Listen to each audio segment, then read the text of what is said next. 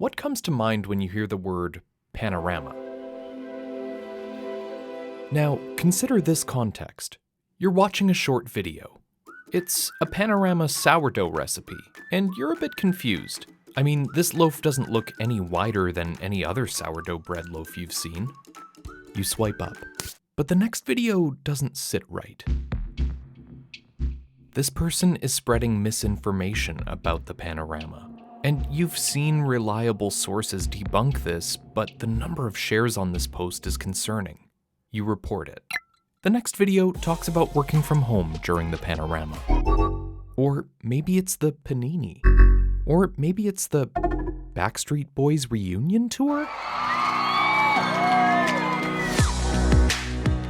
What they're really referencing is the COVID-19 pandemic. These are examples of Algospeak, an online extension of our continuously evolving language. And on today's episode of Questions for Now, we'll ask, what is Algospeak? And how can brands keep up?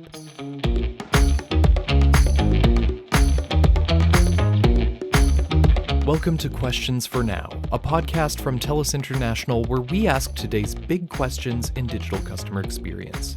I'm Robert Zirk. Before we get into keeping up with Algospeak, we need to define Algospeak. And somewhat ironically, it's a fun word because it's actually Algospeak. The word is a form of Algospeak. That's Dr. Jamie Cohen, Assistant Professor of Media Studies at CUNY Queen's College, and his area of focus is on internet culture. Algospeak is shorthand for algorithmic speech, which is just to move around an automated algorithmic system. To put it in better terms is that we use an internet that's content moderated. Though we think the internet is basically open and full of information, we're actually watching it through the filter of content moderators, which are sometimes human-based and sometimes AI-based. And together they work in tandem to screen this content for anything inappropriate for a general audience.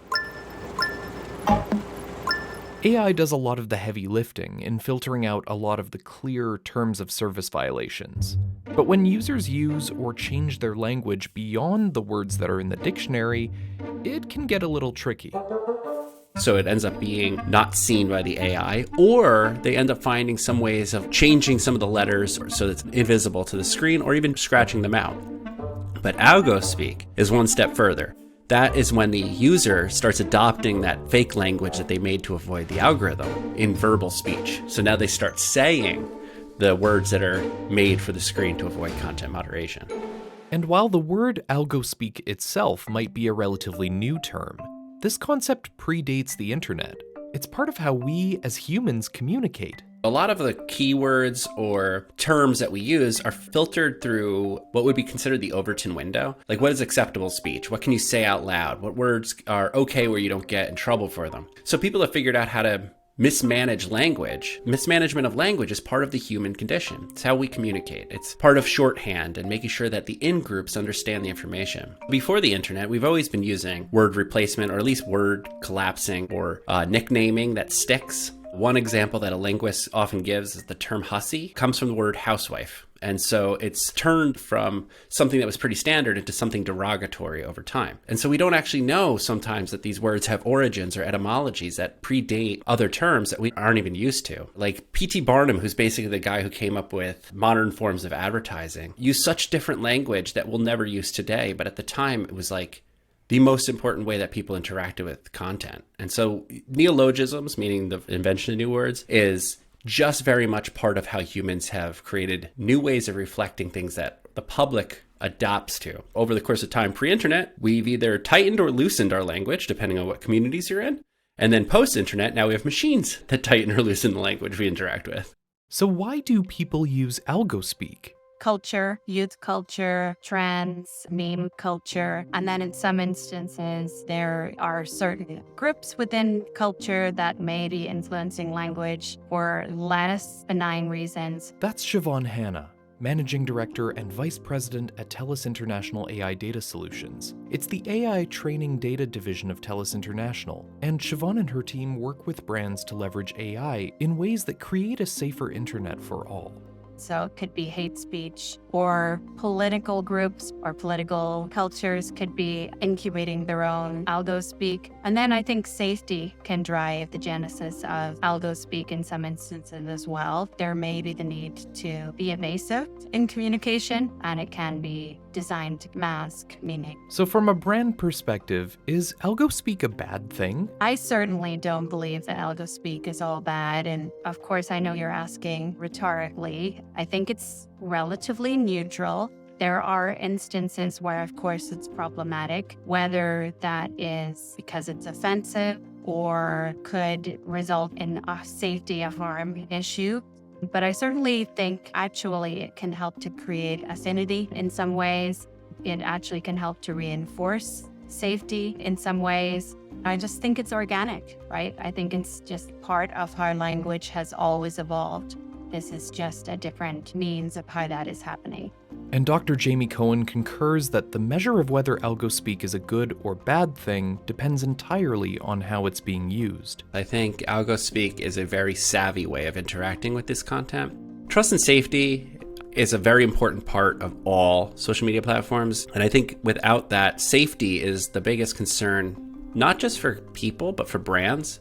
You don't want your advertisement showing up next to something that's wildly inappropriate, even on the basis of like marginally inappropriate. When people come up with Algospeak, they're actually figuring out ways to continue being expressive and using the platform in their style while simultaneously being aware that safety exists. So I think they work in tandem, but I think without Algospeak, the platform becomes stale. I think the update of language is actually pretty important to the update of internet culture, and internet culture moves way faster than standard culture, so it's very interesting to watch that. And what happens with language, especially internet culture language, is it becomes a meme. And the only way to feel like you're attached to that content is by repeating it, because you know that the person watching the video already knows what you mean. A 2022 TELUS International survey indicated that 44% of Americans use social media to make their opinions known on societal issues. And Siobhan noted the well-intentioned use of Algospeak has helped to drive awareness and even make some progress. Algospeak helps them to find affinity and to express and to understand landscapes and where they find their people. I think we all are aware of instances where there has been safety issues, whether it's a natural disaster or whether it's a cultural event where certain groups maybe were marginalized, and you could identify them and provide support based on their use of certain terminology or Algospeak. And it can build a sense of community among marginalized folks, which is so important, especially when they feel isolated or uncomfortable being themselves in their day-to-day life offline. One nice thing about Algospeak is it helps young folk who are struggling with identity see other people speaking openly about their identity. It is the bridging of disparate people who may not have felt like somebody was like them, and using social media the way it's supposed to be. That's why it is social media. It does create community. It creates an ability for others to know that you're not alone. It's that sense of connection that the internet makes possible. And it allows you to communicate or connect across vast spaces and cultures. It helps people specifically in not just marginalized folk themselves, but places of less privilege. People who can't actually speak out loud in their community, like you mentioned. People who can't speak out loud at work. People who use censored language just in everyday speech just to remain safe can now find a space to exhibit this online. What's nice about the reverse is that when they learn the coded language, the Algospeak, they might learn where those in-groups may exist. And just by using those keywords, they're kind of signaling to people who already know these keywords and now allowing them to find their community offline as well. But Algospeak can just as easily be used to spread hatred, misinformation, and illegal content. It really can be a safety issue. Online platforms have a responsibility to do their very best and help to ensure the safety of the user's platform. So when there is a safety element, they have a responsibility to evolve those guidelines, and that is a very serious focus within content moderation, and it has a lot of considerations around training and around quality and around evaluation and evolution guidelines. So if Algospeak tricks the algorithms, why doesn't it trick us? How does a coded language become generally understood? Algorithms are informed by artificial intelligence, and before there's artificial intelligence, there's human intelligence. And then the fact that, as humans, we have the ability to understand nuance and context. That context could be cultural, or it could be geographical, or it could be any form of context. And all of these things shape the language of the internet. It has a grammar, it has a function, and you don't have to be terminally online to get it, but it does help to see other people using it. And I think memes are the answer here. I think people lift language, place it into graphical language, which are memetics or memes, and post it on pages, and then it becomes slightly out of context of the original speaker, and people ask questions. What does that mean? And then that becomes, again, that in-group, out-group sensibility. Oh, you don't know what that means? Or you ask, or in the caption, it tells you. So there's a way of understanding or learning it. But once Algospeak is introduced to the public, the algorithm updates to block that Algospeak. So it is a recursive problem where if the algorithm learns you've replaced the word and that word eventually starts to hold that meaning at the same value, the algorithm's going to start blocking that word too. So does this just become a continuous game of cat and mouse? I think most platforms assume that when you create a version of Algospeak, it's coded enough not to bother the general safety of the platform. So I think most Algospeak does stop at level 1. That being the first level of content moderation, whether it can make it onto the platform from the outset. But that being said, we are now in, I wouldn't even know what language we're in. We're probably in internet language 8 or 9, where lowcats or TextSpeak used to be language 1. So TextSpeak was a form of Algospeak. Back when we had T9 typing and LOL was 555-666-555. So you had to type that letter out. Or even pagers had their own lexicon too, right? Absolutely. And so those are coded tech. So you could get language across digital spaces. And that was the first version of internet language, TextSpeak, TXT, SPK. And then we created emojis to collapse that language. And then we created memes. And then we created lolcats. Then we created Doge. And then we created the world we live in today. So in a way, Algospeak is really accelerating the change in our language more than maybe we would organically have. Without a doubt. Yeah, Algospeak, because it is verbal and visual simultaneously, has more of an effect than your typical graphical language. The one note I always try to remind people is sarcasm. Sarcasm can't be translated in text very easily. You do have to signal it, or at least give somebody a tone warning. This is my tone. There's the little /S. Yeah, that's right. Yeah, it's little /S or sarcasm or just sarc. Or even just tone warning. You could even say tone warning, sarcastic, You have to explain that so people read it and hear the tone in their ear. So it isn't oh, he's brilliant to, oh, he's brilliant. So the tone itself, same words, just different toning. But with Algospeak, you can't change the tone. You have to change the word. And so it is both visual and audible at the same time, or oral. And the work that gets done for that is far more impressive language-wise and linguistically and pragmatically than would be done without the type of Algospeak enforcing change in this rapid manner. And the audiovisual element of Algospeak isn't just limited to the words themselves. Most video producers realize that accessibility is really important, adding text to the image. But I've also noticed that Algospeak has taken place of sub-language. In other words, if you listen to the video, it might not say the same words as what's on the screen. So the screen itself is displaying a set of language or Algospeak that when you read it, says something different than the content that's being produced. That, to me, is very creative, dual-layered production. So that requires them to realize that A, they got to work around whatever filter system is going to detect what they're doing, their deception. And B, they're aware that they're telling two stories simultaneously, probably both of which contain different versions of Algospeak. And Algospeak usage is growing, according to a 2022 TELUS International survey. 30% of respondents said that they've used Algospeak to get around content moderation filters, and 42% of respondents said they're noticing an increase in Algospeak online. I'm going to guess that I speak for most consumers and users of the platform, which is, hey, when I use this platform, I am assuming and I feel entitled to a safe experience, and I expect that other users will be too. 41% of Americans surveyed say that if they come across the kinds of Algospeak that negatively impact user safety, it leaves them with a negative impression of the platform or brand that it's being associated with. And another 9% say that it's enough for them to stop buying a brand altogether. They have to make a value judgment.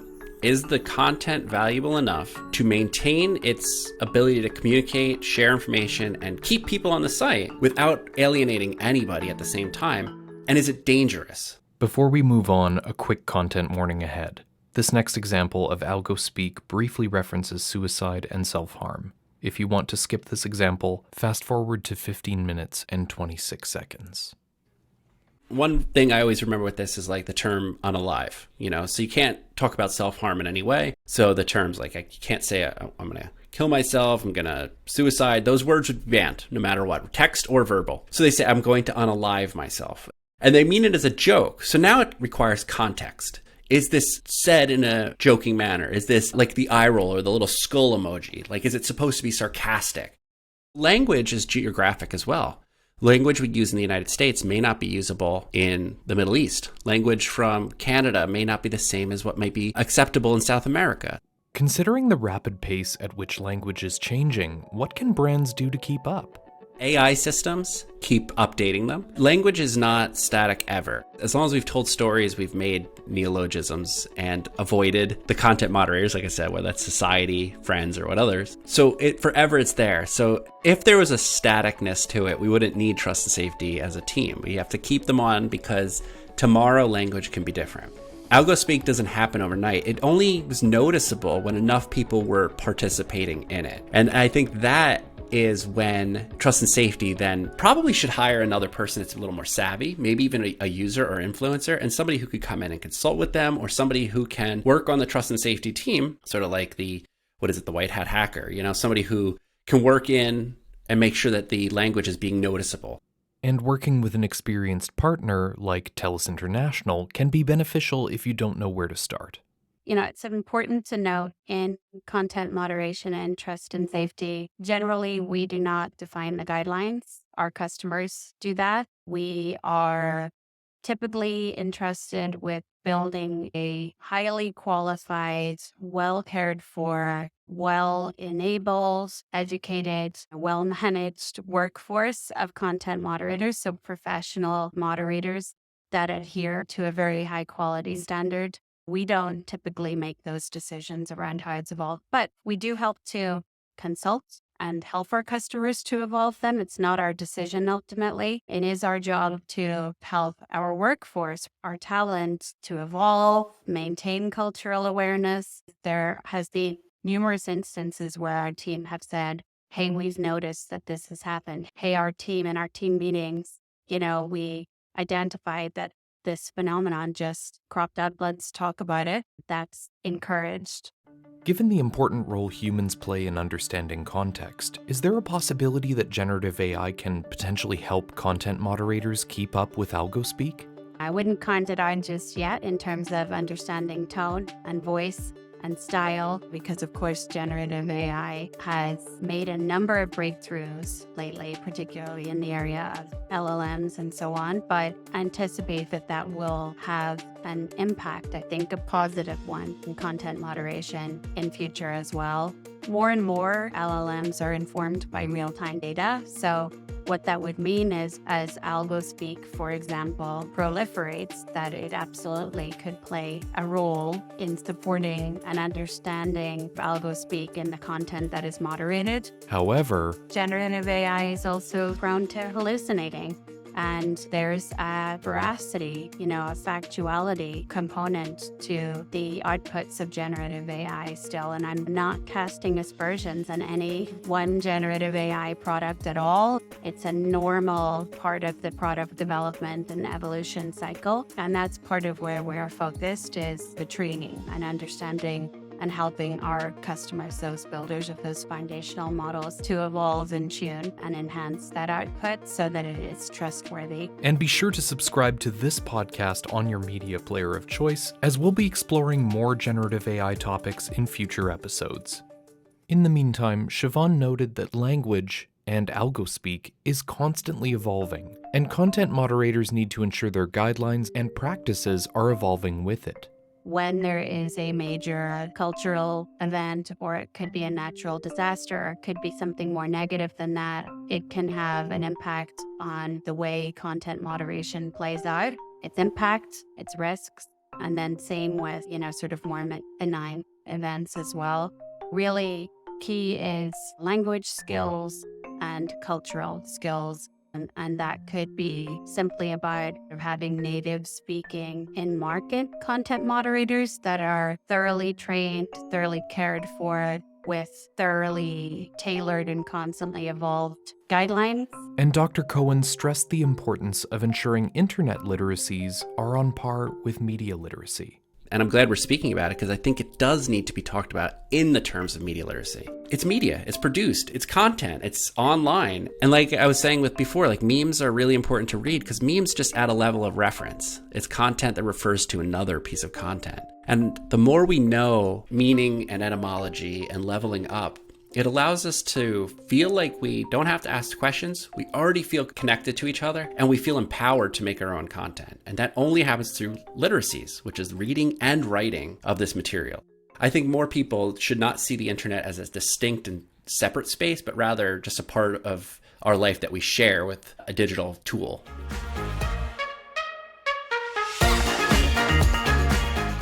Thanks so much to Dr. Jamie Cohen and Siobhan Hanna for joining me and sharing their insights on Algospeak. And thank you for listening to Questions for Now, a TELUS International podcast. That's all for now.